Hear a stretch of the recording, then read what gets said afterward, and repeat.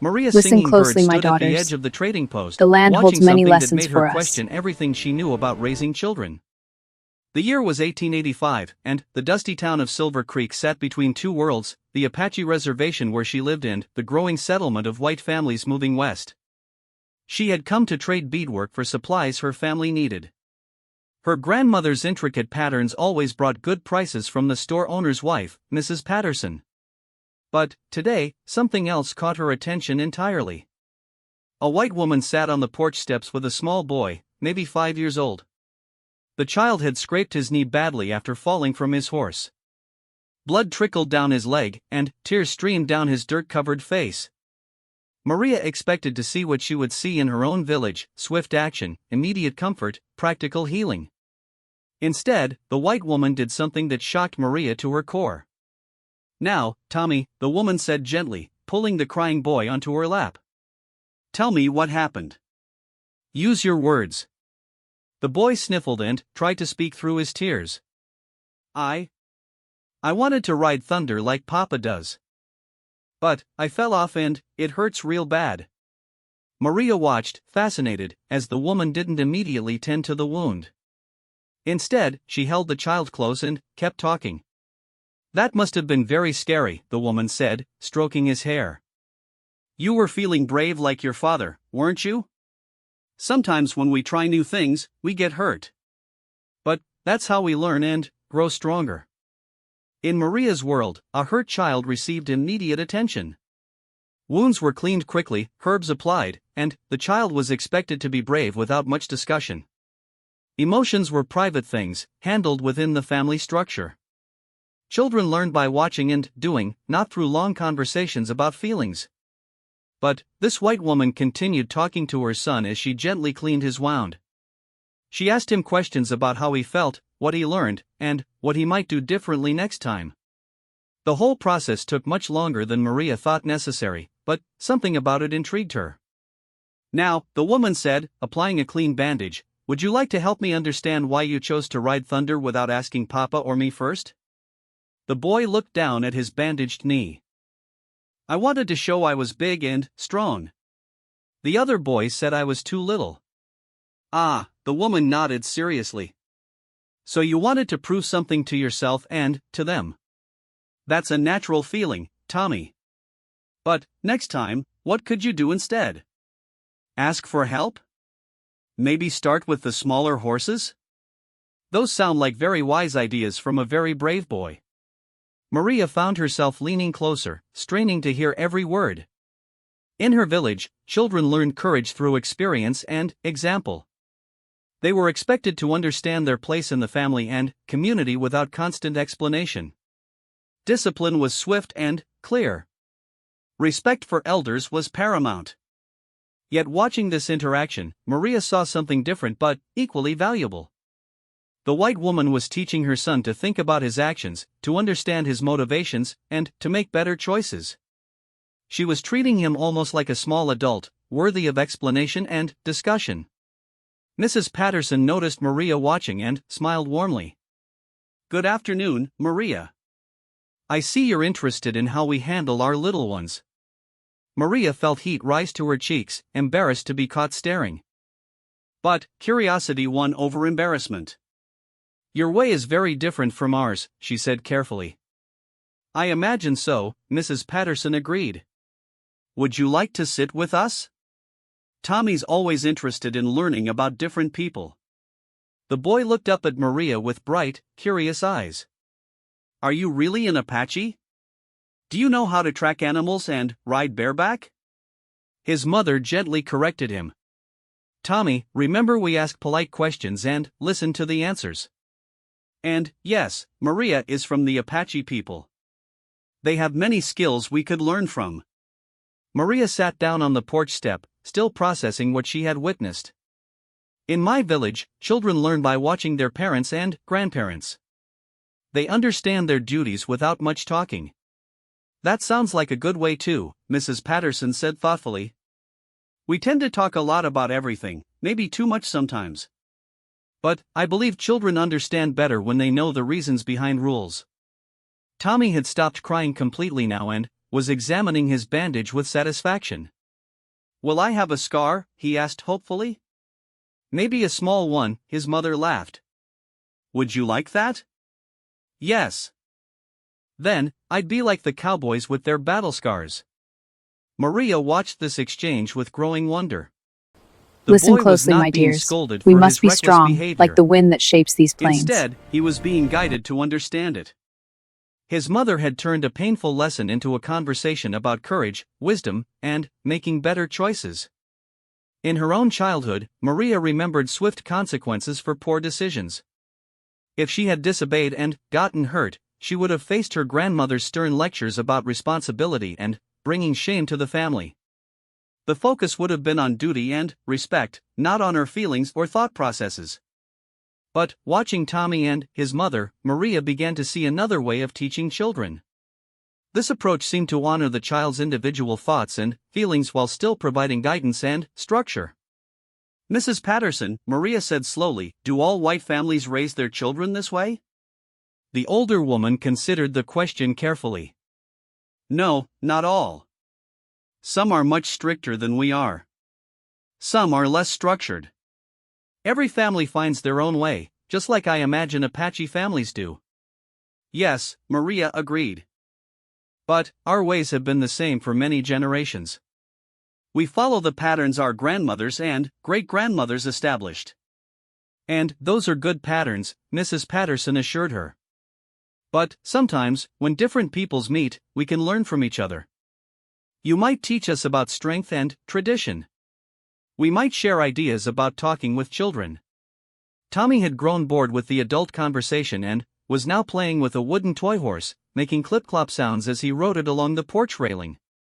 His earlier trauma seemed forgotten, but Maria noticed he was being more careful with his movements. "Tommy," his mother called gently. "What are you remembering about being safe?" "To think before I do something dangerous," he replied without looking up from his play. "Very good." Maria realized that the lesson had continued even after the obvious teaching moment had ended. The boy was still learning, still being guided, but in a way that felt natural and unforced. As the afternoon sun began to slant lower across the dusty street, Maria found herself thinking about her own future. She was 18, unmarried but, with several young men in her village showing interest. Someday, perhaps soon, she would have children of her own. Would she raise them exactly as she had been raised? Would she follow every tradition without question? Or might there be room for some of what she had witnessed today? The questions troubled her, but they also excited her. For the first time, she was seeing that there might be more than one good way to guide children toward becoming strong, capable adults. Mrs. Patterson seemed to sense her thoughtfulness. "You're welcome to visit any time, Maria. I enjoy our conversations, and Tommy loves hearing about life in your village. And I would like to learn more about your ways," Maria admitted. "Not to replace our traditions, but perhaps to understand them."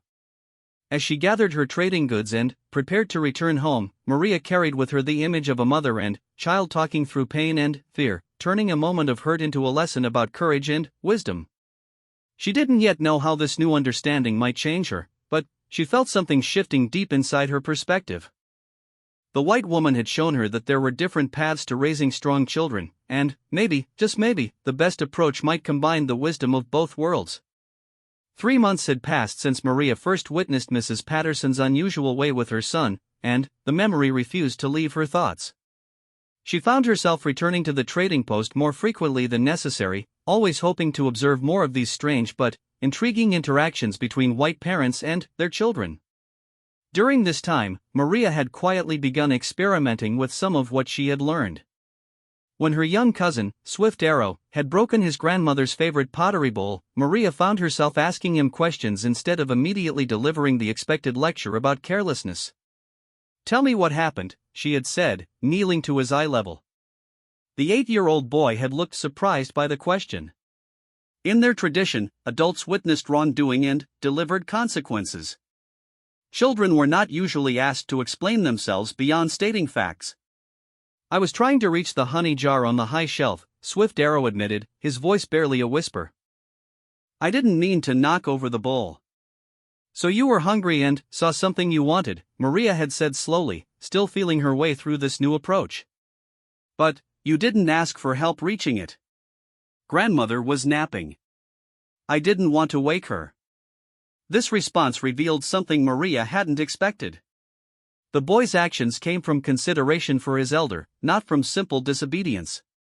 Using Mrs. Patterson's method of questioning had uncovered a motivation that changed everything about how Maria viewed the incident. Now, on a crisp autumn morning, Maria walked toward the settlement with a specific purpose. She had convinced her aunt, wise woman, to join her for what she described as a learning visit to observe white families. Her aunt, respected throughout their community for her knowledge of healing and child rearing, had initially been skeptical. Why do we need to learn anything from them? Wise woman had asked. Our people have raised strong children for countless generations. Not to replace our ways, Maria had explained carefully. But, to understand theirs. The white settlers are not going away. Their children and our children will share this land. Maybe we should understand each other better. Her aunt had finally agreed, partly from curiosity and partly because she respected Maria's thoughtful nature. They arrived at the settlement during the midday meal, when families gathered on their porches to eat and children played in the dusty streets. Mrs. Patterson welcomed them warmly and invited them to observe the daily rhythms of family life. What they witnessed that day challenged everything wise woman thought she knew about white people and their children. The first surprise came when they watched a father working with his young daughter on reading lessons. In Apache culture, formal learning happened through observation and practice. Children learned by watching adults perform tasks and gradually taking on responsibilities themselves. But here sat a grown man, patiently helping his 7-year-old daughter sound out words from a book. When she struggled with a difficult word, he didn't simply tell her the answer. Instead, he broke it down into smaller parts and helped her work through the sounds. Why does he spend so much time on this one skill? Wise woman whispered to Maria. Before Maria could respond, they overheard the father explaining to his daughter why reading was important. Sarah, when you can read well, you can learn anything you want to know. You can read about places far away, about how things work, about stories and ideas from people you'll never meet. Reading gives you power over your own learning. Wise woman raised her eyebrows. In their culture, knowledge was passed down through oral tradition. The idea that a child could gain knowledge independently, without guidance from elders, was revolutionary and somewhat troubling. The next observation proved even more challenging to their assumptions. Two boys, brothers about 10 and 12 years old, were arguing over a shared toy. In Apache families, older children automatically held authority over younger ones. The dispute would be settled quickly based on age and family hierarchy. But their mother approached the situation differently. I can see you're both upset about the toy, she said, sitting down between them. Let's think about this together. How long has each of you been playing with it today? The boys began to explain their perspectives, and their mother listened to both viewpoints before guiding them toward a solution they created themselves. So, James, you think you should have more time because you're older. And, David, you think you should have it now because your brother had it all morning. What might be fair for both of you? After some discussion, the boys developed a sharing schedule that satisfied them both. Their mother had taught them to consider each other's needs and to negotiate solutions rather than simply imposing her authority. Wise woman watched this interaction with deep concentration. She allows the children to challenge each other's claims, she murmured to Maria. And she doesn't immediately restore order through authority. But, look, Maria pointed out. The boys learned to solve problems together. They weren't just told what to do. The most profound moment came when they witnessed a family dealing with genuine crisis. A neighbor rushed over to report that the family's prize horse had broken through the fence and run off toward the canyon country. This was a serious loss for a family that depended on their animals for survival. Maria and wise woman expected to see the swift, organized response that would characterize an Apache family in crisis. Adults would take immediate action while children were kept out of the way until the problem was resolved. Instead, they watched the white family hold a quick discussion that included everyone, even the youngest children. We need to find Thunder before dark, the father said seriously. This affects our whole family, so I want everyone's thoughts on how to handle this. The mother suggested organizing search parties to cover different areas.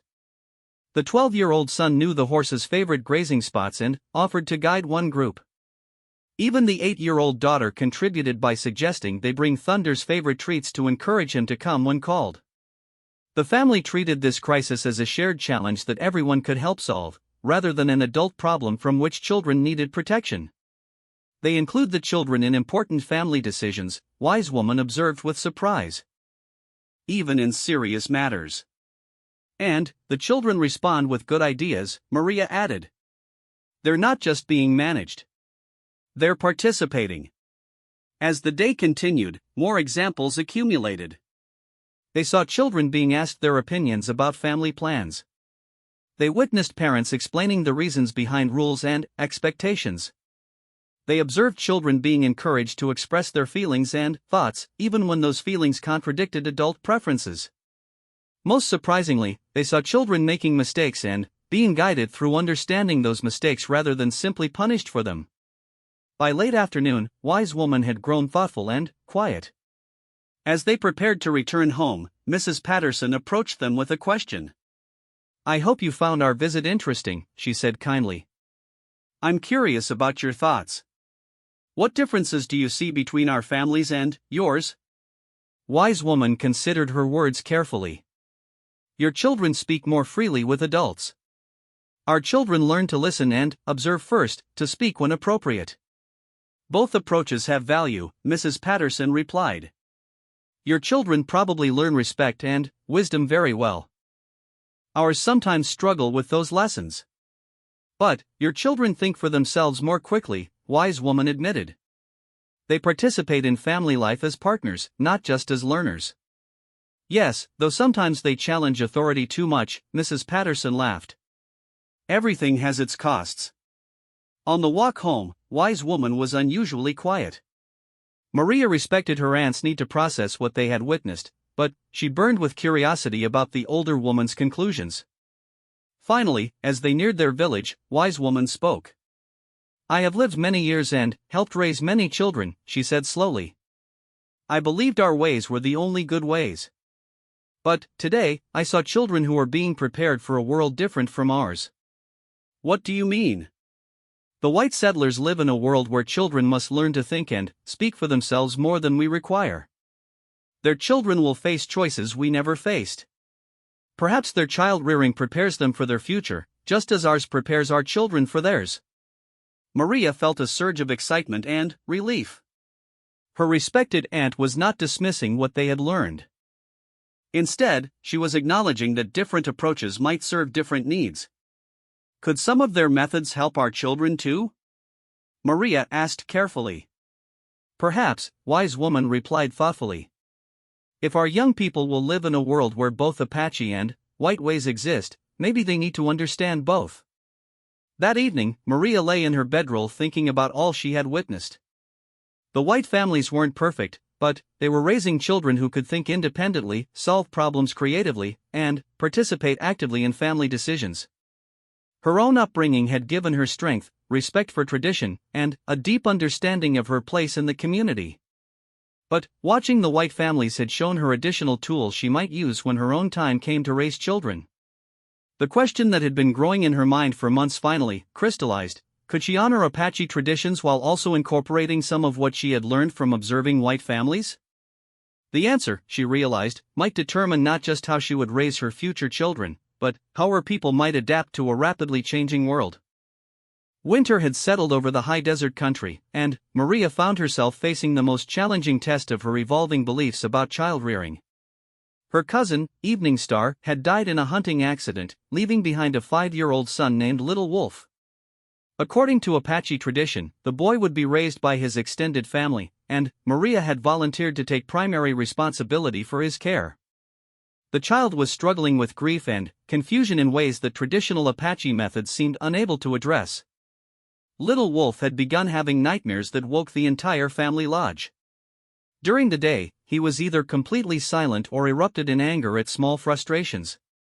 The tribal elders recommended patience and time, suggesting the boy would naturally adapt to his loss as Apache children had for generations. But Maria remembered the conversation she had witnessed between Mrs. Patterson and her son, the way the white woman had helped Tommy work through his feelings after his fall. Perhaps those techniques might help little Wolf process his grief. The first opportunity came on a snowy morning when little Wolf refused to eat the breakfast Maria had prepared. In the past, such defiance would have been met with firm correction and a reminder about gratitude for food. Instead, Maria sat down beside the boy and tried Mrs. Patterson's approach. "You're not hungry this morning," she said gently. "Can you tell me what you're feeling?" Little Wolf looked at her suspiciously. This was not how adults usually responded to his behavior. "I don't want to eat," he muttered. "Sometimes when I'm sad or worried, food doesn't taste good to me either," Maria offered. "Are you feeling sad today?" The boy's eyes filled with tears, but he didn't answer immediately. Maria waited, fighting the urge to fill the silence with words or solutions. Finally, little Wolf whispered, "I dreamed about Papa again. He was calling for me, but I couldn't find him." In traditional Apache grief counseling, the focus would have been on helping the child accept death as part of life's natural cycle and on encouraging him to honor his father's memory through brave behavior. But Maria found herself drawn to explore the boy's emotional experience more deeply. "That sounds like a very scary dream," she said softly.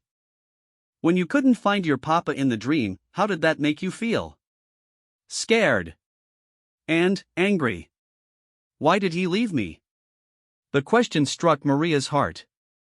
She could provide the traditional explanations about the spirit world and the natural order of life and death. But something told her this child needed a different kind of help. "Sometimes when people we love die, we feel angry at them for leaving us," she said carefully. "Even though they didn't choose to leave, and even though they loved us very much." Little Wolf stared at her in shock. "Is it okay to be angry at Papa?" "I think it's okay to feel whatever you feel," Maria replied, echoing something she had heard Mrs. Patterson tell Tommy. "Feelings aren't right or wrong. They just are. But we can talk about them and try to understand them." This conversation marked the beginning of what Maria would later recognize as her first real experiment in combining Apache wisdom with the emotional openness she had observed in white families. Word of her unusual methods spread quickly through the village. Some of the older women expressed concern that Maria was allowing little Wolf too much freedom to discuss his feelings instead of helping him develop proper stoicism and acceptance. Her grandmother, weaving woman, approached her with gentle but firm criticism. "Child," the elder said, "you are encouraging the boy to dwell on his pain instead of moving beyond it. Our people have always taught children to be strong in the face of loss." "I'm not trying to weaken him, grandmother," Maria replied respectfully. "But when I talk with him about his feelings, he seems less troubled afterward. His nightmares have become less frequent." "Perhaps," weaving woman acknowledged, "but what kind of man will he become if he expects to discuss every emotion?" "Apache men must be strong and silent." This criticism forced Maria to examine her methods more carefully. Was she inadvertently undermining important cultural values? Or was she adapting those values to meet a child's specific needs? The answer came during a village crisis that tested both little Wolf and Maria's new approach. A severe blizzard trapped the community for nearly a week, threatening their food supplies. Hunting was impossible, and the stored provisions ran lower each day. The situation required every adult to contribute to survival strategies, and children were expected to remain quiet and obedient while their elders worked to solve the crisis. But little Wolf began displaying the same angry, defiant behavior that had characterized his early grief. Instead of quietly accepting the adult's authority during this dangerous time, he argued about eating smaller portions and complained loudly about the cold. The traditional response would have been swift discipline to restore order during a crisis. But Maria found herself wondering if the boy's behavior reflected deeper anxieties that needed addressing. That evening, while the wind howled outside their lodge, Maria sat with little Wolf away from the other adults. "You seem very angry and scared today," she said quietly. "This blizzard is frightening for all of us. What if we starve?" Little Wolf burst out. What if everyone dies like Papa did? Suddenly, Maria understood that the boy wasn't simply being defiant. He was terrified that this crisis might take away more people he loved, just as the hunting accident had taken his father. "You're worried that something bad might happen to the rest of our family," she said, pulling him close. "After losing Papa, it must be very scary to face any dangerous situation." Little Wolf nodded tearfully against her shoulder. "Let me tell you something," Maria continued, drawing on both Apache wisdom and the new emotional approaches she had learned. "Our people have survived many blizzards like this one. Your grandfather and his grandfather before him faced storms and hunger and danger. And they survived because they were strong and smart and because they took care of each other." "But Papa was strong and smart too," Little Wolf pointed out. "Yes, he was. And sometimes bad things happen even to strong, smart people. But that doesn't mean bad things will always happen. Most of the time, when we work together and use our wisdom, we get through difficult times safely." As they talked, Maria realized she was doing something she had never seen before in Apache child rearing. She was acknowledging the child's fears while also providing cultural wisdom and reassurance. Instead of simply telling him to be brave, she was helping him understand why bravery was possible. The conversation worked. Little Wolf's behavior improved dramatically over the remaining days of the storm. When the weather finally cleared and hunting parties could go out again, he participated willingly in the rationing and conservation efforts. More importantly, other families began to notice the change in him. His nightmares had virtually stopped, and he seemed more capable of handling daily frustrations without explosive anger. Wise Woman, who had accompanied Maria to observe the White families months earlier, approached her with questions about her methods. "You are doing something different with Little Wolf," she observed. "The other children who have lost parents don't seem to heal as quickly as he is healing. I've been trying to combine our traditional wisdom with some ideas I learned from watching White families," Maria explained carefully. "I still teach him Apache values and strength, but I also encourage him to talk about his feelings." "And this helps him?" "I think it does. When he can speak about his fears and sadness, he seems better able to move beyond them. And when he understands why our traditions exist, he follows them more willingly." Wise Woman considered this thoughtfully. "Show me what you mean." That afternoon, Maria demonstrated her integrated approach when Little Wolf became frustrated while learning to make arrows with his grandfather. Instead of simply telling him to practice patience, she guided him through understanding his frustration. "Making arrows is harder than it looks," she acknowledged. "You're feeling frustrated because you want to do it perfectly right away. Grandfather makes it look so easy," Little Wolf complained. "How long do you think Grandfather has been making arrows?" Maria asked. Little Wolf considered this. "Since he was little? Probably since he was about your age. So he's had many, many years to practice." When you feel frustrated about not being perfect at something new, remember that everyone starts as a beginner. Even Grandfather. Then, she added traditional Apache wisdom: "Our people value patience and persistence. These are the qualities that make a person truly skilled and strong. So being frustrated is normal, but I should keep trying anyway?" Exactly. You can feel frustrated and still choose to be patient and persistent. Wise Woman watched this interaction with growing understanding. "You're teaching him traditional values, but you're also helping him understand his own feelings," she said later. "This might be very useful for children who will live between two worlds." That evening, as Maria tucked Little Wolf into his sleeping robes, she reflected on how much her approach to child rearing had evolved. She was still deeply committed to Apache values of strength, respect, and community responsibility. But she had learned to honor children's emotional experiences while teaching those values. The boy who had been consumed with grief and anger just months earlier now seemed capable of processing difficult emotions while still embracing his cultural heritage. "Maria?" Little Wolf said sleepily. "When I grow up and have children, will you teach me how to talk to them the way you talk to me?" The question filled Maria with both pride and responsibility. She was not just experimenting with new parenting methods for one child.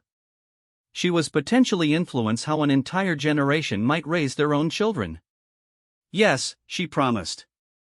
I'll teach you everything I know about helping children grow up strong in both their hearts and their spirits.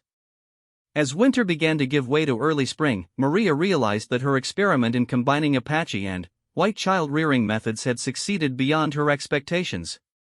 But she also understood that her real test lay ahead, convincing her community that these new approaches could strengthen rather than weaken Apache culture. Spring brought new challenges and unexpected opportunities for Maria to test her evolving beliefs about child rearing. The tribal council had decided to establish a formal school where Apache children could learn both traditional knowledge and the white man's reading and writing skills.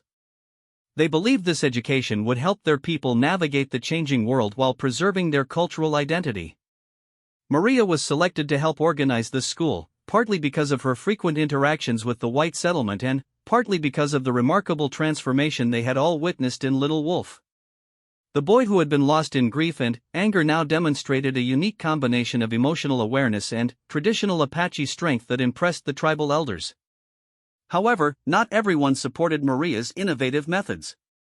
A group of traditionalists, led by her uncle Sharp Eyes, argued that teaching children to discuss their feelings would weaken the tribe's warrior spirit and undermine respect for authority. The conflict came to a head during a community meeting where the school's teaching methods would be formally decided. Sharp Eyes stood before the gathered families and spoke with passionate conviction. Our ancestors survived for countless generations by teaching children strength, silence, and immediate obedience. If we encourage children to question everything and discuss their feelings, we will raise a generation too soft to defend our people. Several older men nodded in agreement. The traditional approach had indeed produced generations of capable, resilient Apache warriors and leaders. But then, Little Wolf, now 6 years old and noticeably more confident than when Maria had first begun caring for him, did something unexpected. He stood up and asked permission to speak to the council. "I want to tell you something," he said clearly, his young voice carrying across the gathered circle. "When Maria lets me talk about my feelings, it doesn't make me weak. It helps me understand why I need to be strong."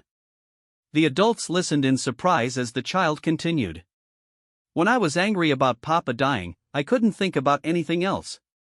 I couldn't learn or help my family. But when Maria helped me understand my angry feelings, then I could choose what to do with them. Now I want to grow up strong like Papa, but I also know it's okay to feel sad sometimes." Sharp Eyes looked troubled by this speech. "The boy speaks well," he admitted, "but children should not address the council.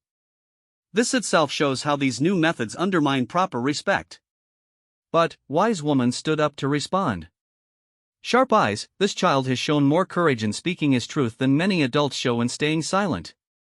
And look at how he has grown. 6 months ago, he could barely function because of his grief. Now he contributes to his family and learns eagerly. Perhaps we should listen to his words instead of criticizing his right to speak them." Maria felt her heart pounding as she realized this moment would determine not just the school's approach, but the future of her relationship with her community. She stood up and requested permission to address the concerns directly. "Uncle Sharp Eyes, you are right that our traditional ways have kept our people strong for many generations," she began respectfully. "I am not suggesting we abandon those ways. I am suggesting we might enhance them." She gestured toward Little Wolf, who sat quietly but attentively beside his grandfather. "This child has learned all the traditional values we want our children to embrace. He shows respect for elders, contributes to family responsibilities, and demonstrates courage in difficult situations. But he has also learned to understand his own heart and mind. This understanding makes him stronger, not weaker. How can discussing feelings make a warrior stronger?" Sharp Eyes challenged. "Because a warrior who understands his own fears can face them more effectively than one who pretends they don't exist," Maria replied. "A leader who recognizes anger in himself can control it better than one who denies it. Our traditional training builds strong bodies and spirits. This additional training builds strong minds and hearts." To demonstrate her point, Maria called upon several children who had been learning through her combined methods. First, she asked Running Deer, a 7-year-old girl, to show the council how she had learned to handle frustration during difficult tasks. When I'm learning something hard, like tanning hides with my mother, I sometimes feel angry that I can't do it perfectly, Running Deer explained. But Maria taught me that angry feelings mean I care about doing well. So now when I feel angry, I take deep breaths and remind myself that learning takes time. Then, I can keep trying instead of giving up. Her mother nodded approvingly.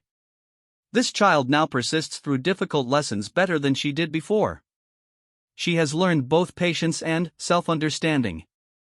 Next, Maria asked Swift Creek, an 8-year-old boy, to describe how he had learned to resolve conflicts with his younger brother.